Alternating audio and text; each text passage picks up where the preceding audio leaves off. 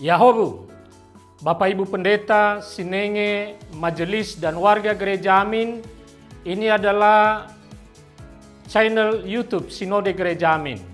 Karena itu, bagi yang mencintai Gereja Amin, tontonlah, subscribe, like, dan bagikan.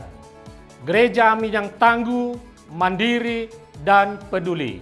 Tuhan Yesus memberkati.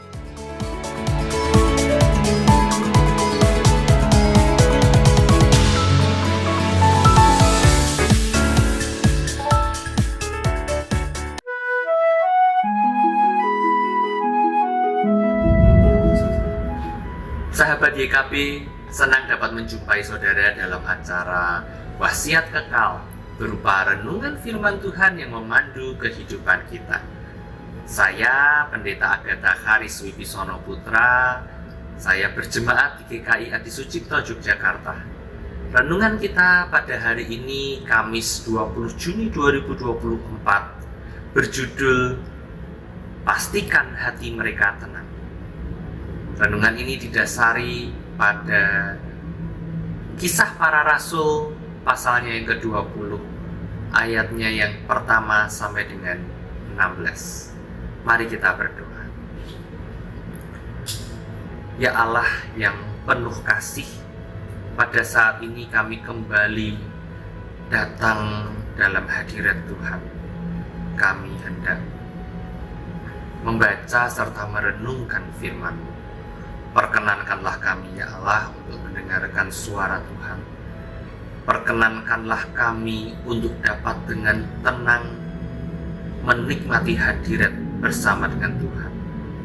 Sehingga kami pun dapat dikuatkan, diingatkan, diteguhkan di dalam kami menjalani keseharian kami. Terima kasih ya Allah. Hanya di dalam nama-Mu saja kami sudah bersyukur dan berdoa. Amin. Yang menjadi pusat permenungan kita pada saat ini adalah Kisah Para Rasul, pasalnya yang ke-20, ayatnya yang pertama. Dengarkanlah firman Tuhan. Setelah reda keributan itu, Paulus memanggil murid-murid dan menguatkan mereka. Sesudah minta diri, ia berangkat ke Makedonia. Bapak Ibu Saudara yang dikasihi Tuhan, ketika anak mereka sakit, suaminya tak tega membiarkan dirinya sendiri. Ia berusaha menenangkan hati istri dan anaknya. Setelah itu ia pamit pulang ke rumah dan berjanji besok pagi akan datang lagi. Demikianlah cerita sang istri tentang kebaikan suaminya.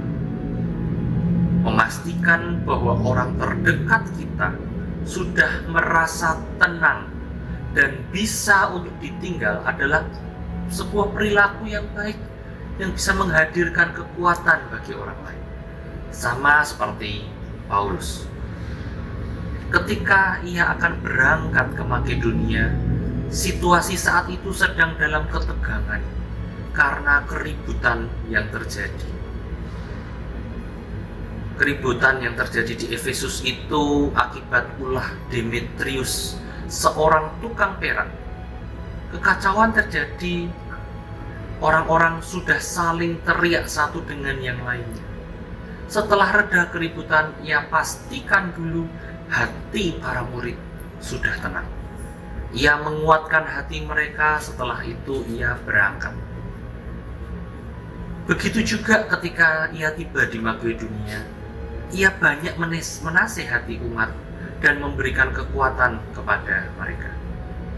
Paulus seolah-olah selalu memastikan kehadirannya di tengah umat adalah kehadiran yang menguatkan.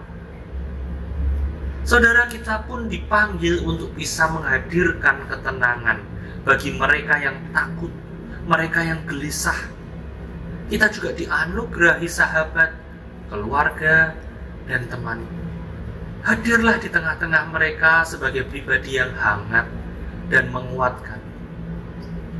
Sebelum kita meninggalkan mereka, hendaklah kita memastikan bahwa hati mereka tenang dan bersyukur karena berjumpa dengan kita. Mari kita berdoa.